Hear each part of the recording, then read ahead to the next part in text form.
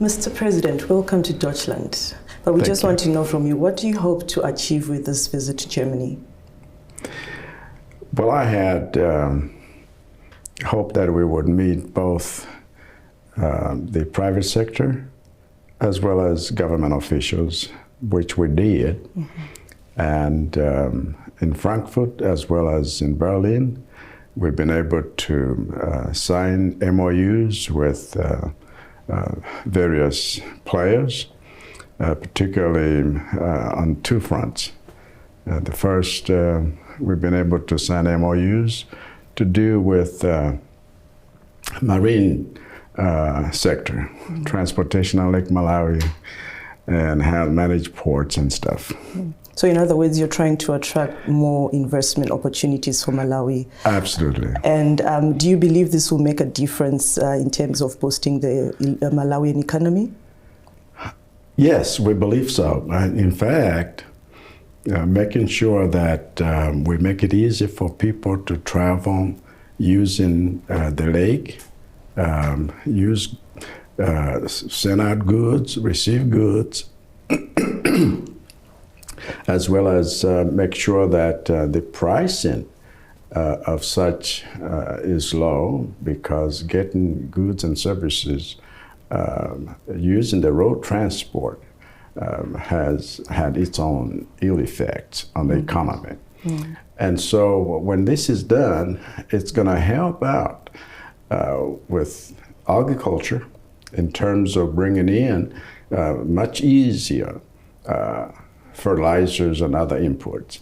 And second of all, in terms of tourism, it's going to help a lot of people that come from abroad to see the wonderful lake that we have and be able to cruise on that lake. So both in terms of helping Malawians as well as those who come as tourists, that particular sector and its improvement will definitely add more economic gains, creating jobs for everyone. All right. During your first term as a president, which is now, you've signed a lot of MOUs with different countries. How many of those have really come to fruition? They are those that have definitely come to fruition, because these are processes, and once you sign that, you begin to work toward implementation of the same. For example, now we just signed mining development agreements so that people can begin to do what has been followed up on for a number of months. So these things are working. Okay. Now, Germany's bilateral development with Malawi focuses more on basic education, healthcare, including family planning, HIV and AIDS. Are these top priorities for Malawians? Yes, they are, in a sense, because when you're talking about human capital development, like we have a vision, Malawi 2063, and that vision can never be implemented and or realized without the necessary human capital. And we need to start from the beginning, where one of the pillars is mindset change, where young people, children, as they grow up knowing what they need to become and how they need to do in order to make sure Malawi does become a self-reliant, inclusively wealthy, industrialized nation. And these are the ones that will make it happen. So we need to start from, as it were, the foundation and build way up so everybody gets involved. And we've been doing well in terms of achieving the 95% in terms of HIV and AIDS mitigation. In fact, we beat those records a couple of years ago. So these things are working, and we believe that we can continue on that pathway to make sure that we don't have any slippages. A few weeks ago, Malawi was hit with a sad situation where the former Deputy President, late Saulos Chilima, passed away. German experts were in the country, in Malawi, recently to carry out investigations following his death. They concluded their investigations and submitted the report to your government, but it is yet to be released. What's the holdup? There is no holdup per se, and so once that report has come to the necessary offices, we will make sure that it is released. When those people came, they also had the privilege, I would say, but for us it was an honor to have the preliminary report even assure the family what they had done and that they were coming going to prepare a preliminary one before a conclusive one, and that has come. And so they will make sure that it is released. So how long do you think Malawians should wait for that? Just maybe a time frame? They don't need to wait any longer. Mm-hmm. We made commitment that we would not want any of that to not be known to all of the Malawians. Mm-hmm. And Mr. President, in your statement comparing a Chinese meal to an all-you-can-eat buffet in London recently, were you suggesting the need for greater economic diversity beyond China? Or what did the quote really mean? When you are dealing with various players all over the world, and you want to maximize what would be good for the Malawian people, then you don't look onto one side. You look at every side that would help the Malawians achieve their vision. And so what we're looking for is partnership that really serves the Malawians and propels them into achieving their desired goal. Okay. Now, during your 2020 campaign, you promised to fight corruption, improve the economy, and create jobs.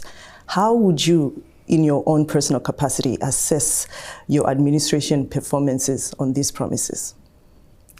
I would say that as we have moved in the last 4 years, we definitely have made some progress from where we found things to where things are now and to where they could be greatly improved on. For example, we found institutions that were highly politicized, even institutions dealing with issues of corruption. And we have let them become independent, depoliticize that. We found institutions that sometimes were not fully funded deliberately, so they would be incapacitated. We have funded those institutions like they were never funded before. Sometimes even understaffing in such institutions. We have put in people there so people can work as their mandate demands. And therefore, to me, on that level, including making sure that we have legislation and policy to go along with what I just said, to me, that is progress we have made. What we need to do now is to make sure that they deliver in court with convictions, they deliver in court with cases that are sustained. And so for me, I would personally say on that level, we have moved in the right direction. At what percentage out of 100%? Would you rate your... percentages? Yes. Yeah, I like you to be the professor to grade, but I would definitely say, over 70%. Over 70%. Yeah. So there's still room for those 30%. Oh, there is. Oh, no, we're not even out of the woods yet. Some of the other issues have to be followed up with. Mm-hmm. But we also established by law a special crimes court for financial issues and matters. And so all of that was to see that these matters now can be expedited And your decision to send young Malawians to Israel for agricultural training sparked a backlash. How would you respond to critics who view this move as misguided? I would not really say backlash, but perhaps it sparked a debate. I would say a backlash because we've been following a lot of reports and comments even from Malawians. So. Well, you may follow one set of comments. If you followed other sets of comments, you could also see that it's not necessarily a backlash. Even the opposition has encouraged that. When we went into Parliament and these things were explained, and then people say, oh, okay, we didn't understand that. So you wouldn't necessarily say it's a backlash, but it's a good debate. Now, you have people across the world from every nation going to every nation with regard to labor issues.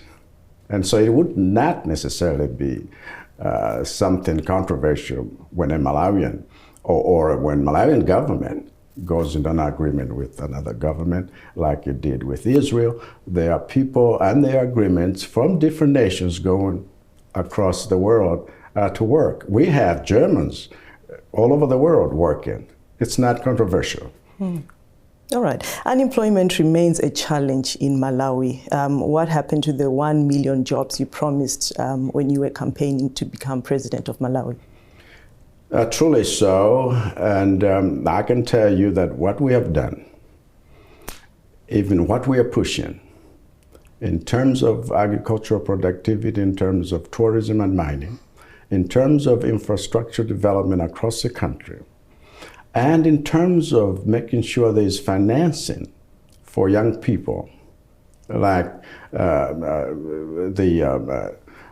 fund for entrepreneurs, what we did for small-scale businesses and passed a decree, more or less, to say, an order, I should say, to say that we should empower them. These have been foundation stones for the creation of jobs. Now, you must remember that since we came in, we had to contend with various challenges. COVID was there was a shutdown. But when you promised them, you knew already that there was COVID, there were issues, so we probably thought that you had a strategy. No, when we began, we didn't know, and that the world didn't even know. Even those who seem to have known didn't know the extent of what that would result in. And if you look at the economies across Africa and across the world, even in terms of tourism, there were people that got affected. And so all I'm saying is they are facts. But what we have done with regard to what I just started with is the creation of jobs for young people. We didn't find as many employed, 4 to 5, 6 million young people. What we've been able to do now in this space, not in the first year, but in the space that we have covered so far, we have probably now, with the Empowerment Fund, with the reports coming in, created well over 1 million jobs, going into maybe 1.5 million. You will soon be campaigning again for your second term, I presume, and just to find out from you, what will be different in your manifesto this time? How many jobs will you be promising again? We will continue to promise jobs. We'll continue to create more jobs. I think the foundation now has been laid to where we can have more of these young people involved in something that is profitable, something that is adding to the growth of the economy. I believe that we'll be able now to have a little bit of exponential growth of that figure that we had initially promised. And we will be able to go back to them and say, now, with all of this foundation, with all of these projects going across the country, with all that we have been able to lay a foundation of, and the economy is stabilizing somewhat. Now we can take off. And so there should be more than just the million that we had promised in those days. All right, you mentioned something on COVID. I mean, when you were campaigning for your first term, those were the times of COVID. And right now, the world is also watching the Mpox. I remember you saying something on television that Malawi got doses of vaccines, but then the West had excessive. And just to find out from you, African countries have already started vaccinating against the Mpox disease. Does Malawi have enough vaccines? In fact, I just came from a SADC summit where this was raised. And we said we must have a coordinated response to this. And I personally led an amendment in some of the resolutions to have all of the health ministers and officials meet so that we can have that type of approach. We do have the Center for Disease Control in Africa that is leading the discussion and how we need to do this. We may not be in a position to produce the vaccines, just like we were not able to do that for that pandemic, but we're in a better position now to be able to respond to the same because MVAC and others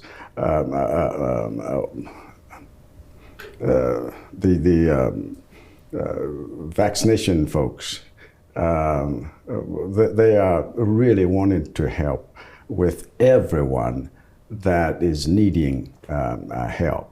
We want to be able to respond better than we did initially to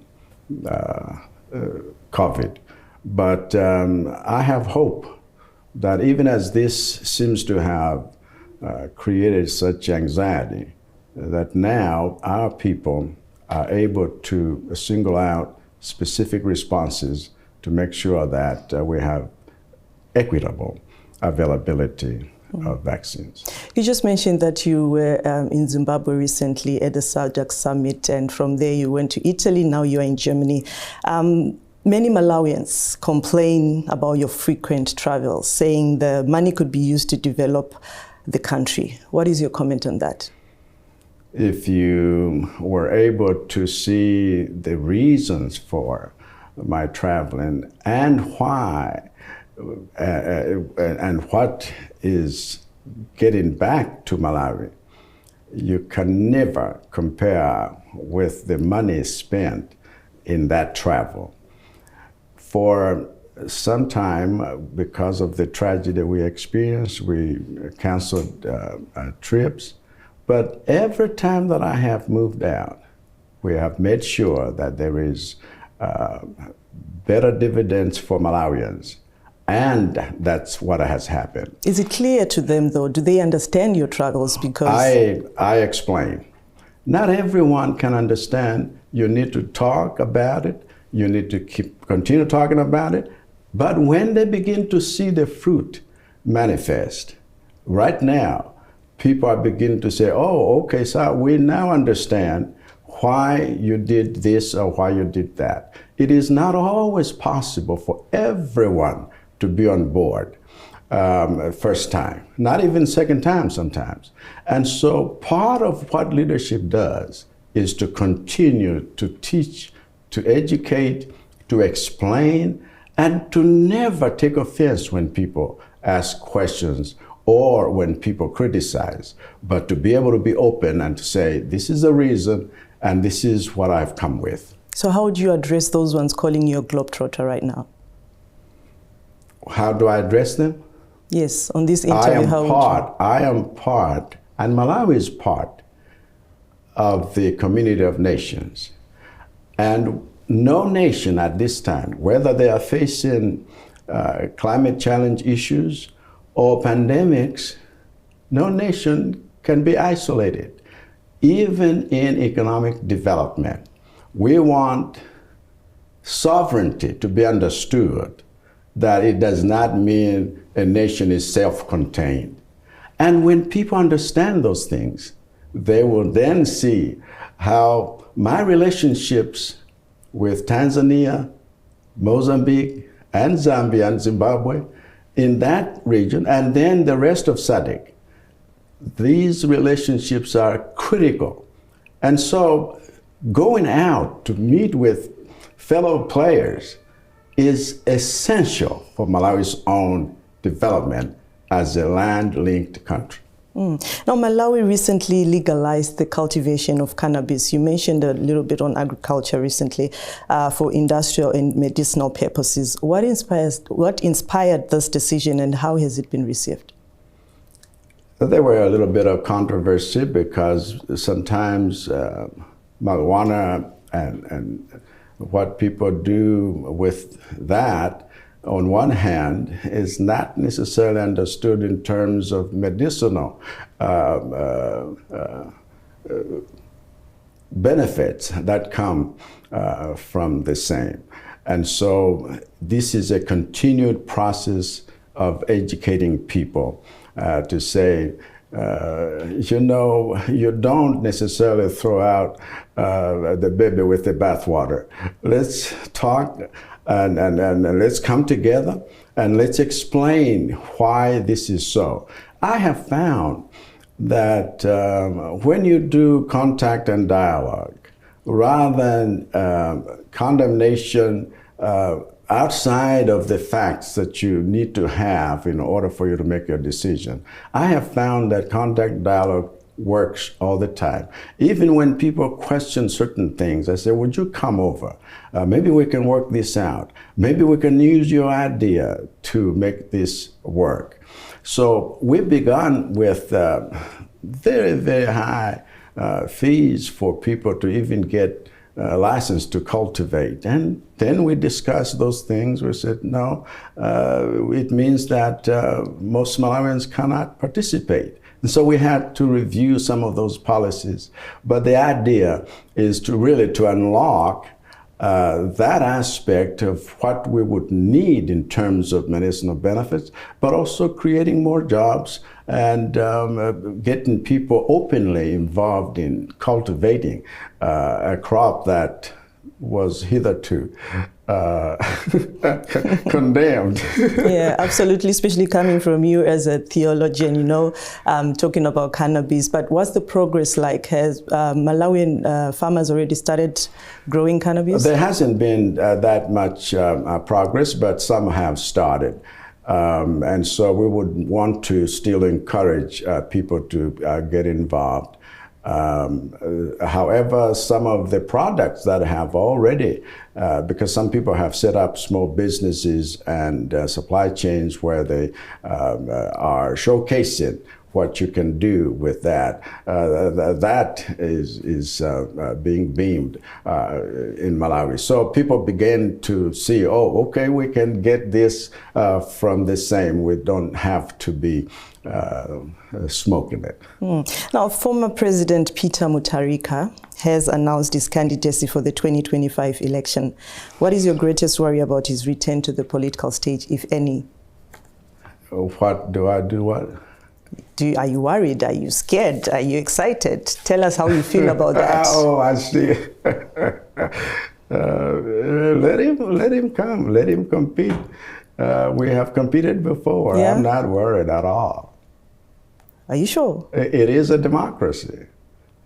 Okay. And it is about telling Malawians what they need to do, and they are the best judges. Every time, even when he's been leader of a political party, with his leaders in parliament as leaders of opposition, every time there's been a by-election and every time they've said Malawi Congress Party is nothing, we have won those elections. But why should Malawians give you another term? Why would they not give me another term? Give them reasons, please. They have seen how the economy now is stabilizing. We're not out of the woods yet. They have seen how the international community has affirmed the reforms that we're pursuing and coming back with their support. They have seen infrastructure development never seen on that scale across the country. They have seen how that despite the challenges, we have rehabilitated irrigation schemes. We are talking about mega farms, and these have started. We're talking about other issues to do with making sure agriculture is not just taken as subsistence farming, but real business. And they have seen all these things going on. They have seen us going out of our way to make sure there's financing for those who want to go into agricultural commercialization. They have seen evidence of what it means to be supported in your business. And so they would want more of that. They wouldn't want all of this reversed. And that's why they will vote us back into government. Right, now let's go back to the SADC summit. It just ended recently in Harare, Zimbabwe, but Zambia's President Hakainde Hichilema boycotted. What is the cause of these cracks within the bloc? You probably have information about a boycott. I don't. Why was he not there? I have been a member of SADC for the last 4 years. In fact, I chaired SADC at one point. Every time I've been to SADC meetings, there will always be one or two, for various reasons in their own country, who may not turn up. We don't call that boycotting. And so for me to hear that, shall I use his, HH, to hear my brother boycotted, that would not be... Did he give a reason, perhaps, that we might hear that from you? Oh, whenever they say for other exigencies of their work in their country, then they would not come. But the foreign minister was there full-time, and he is the one who represented them. And he was there chairing the Troika virtually. So yeah, but I would assume, I'm also from Southern Africa, and I would assume that a SADC summit would be something very important for the bloc. It is extremely important. It is extremely important, but like I told you, I have been to summit of SADC. We have had meetings, even extraordinary ones. Not everyone turns up necessarily. What I'm saying, disputing with you, even though you come from Southern Africa, is to say, using a word boycott, this is the first I've heard of, because he did not boycott. Okay. Now, you also mentioned about issue of vaccines was discussed at the summit. Was the issue about human rights also discussed, looking at the fact that there seemed to be a crackdown on opposition politicians in Zimbabwe and activists? Even weeks before the summit, as we speak, there were prisoners. I mean, there were politicians and activists that were thrown into prison. Until now, they are languishing in prison. Was any issue of human rights discussed at the summit? We look at the big picture, and so in the resolutions, we insisted that we put in them issues to do with governance, issues to do with democracy, issues to do with human rights. We're not necessarily in that summit of heads of state calling each other names. We had followed the kind of advice that we always do when our ministers meet and they make recommendations, and then we say, this is the best way to do that. And so we discuss these in general terms, but not necessarily to say, can you stand up and tell us about one or two things in your country, even though there may be times when such things get talked about, but it's usually through a program and an agenda that has been vetted by officials and then ministers, and then recommendations made and we discuss those recommendations. Just out of curious, before you went to Zimbabwe, did you know about this, that some activists and politicians were being locked up in prison? I had heard about it, and sometimes I talk with my brother, and it is not necessarily for public consumption, because that's a stance that I have taken dealing with each one of the of my brothers in Southern Africa. I personally take responsibility to discuss such, even when it is not necessarily for media. Now, SADC has troops in the DRC who are assisting the Congolese government in fighting rebels in the volatile East. Should you leaders not be more focused on stopping the proliferation of Western manufactured weapons fueling conflicts in the continent instead of sending troops?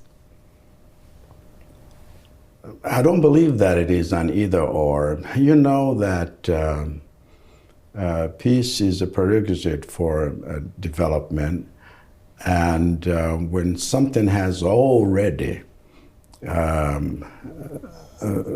been happening, and then to say, let's just say silence the guns, which we did state a couple of years ago. But the guns have not been silenced. Yes, if you see these rebels, Mr. President. So look at the root cause. It's not necessarily the gun that somebody has given to somebody else. If you look at the root cause, and I'm happy that now people are beginning to understand these things, and that's why we support efforts that say, take responsibility. Let's not put women and children or treat them the manner we are treating them, because they are the majority people that are affected by such wars. Whether it is proxy wars or whether it is wars to do with who has power over this resource or that resource, we have decided, and it is a community decision, like we did in Mozambique, like we did and are doing in Eastern DRC. It's a decision that says, not necessarily fight, but make sure that we protect those communities. It is a sad commentary that in Africa, sometimes even what's happening in Sudan, these matters are not discussed or taken to a level where they become just as prominent as other conflicts across the world. Africa should not necessarily be fighting itself because others are more interested in making sure that we keep fighting while Africa is being looted. No. So the ability to be able to sit around the table, like the president of Angola, our outgoing chair of SADC, was able to bring brothers together and say, let's have a way forward. These are the efforts we must support. These are the efforts that will silence the guns, not necessarily who sold you this gun. And very important questions, especially the fact that now Africa is pushing for permanent seats at the UN Security Council. Absolutely. What is the AU doing to push for a permanent seat, and how soon are we going to see that become a reality? It depends on some people that need to agree with what we are doing.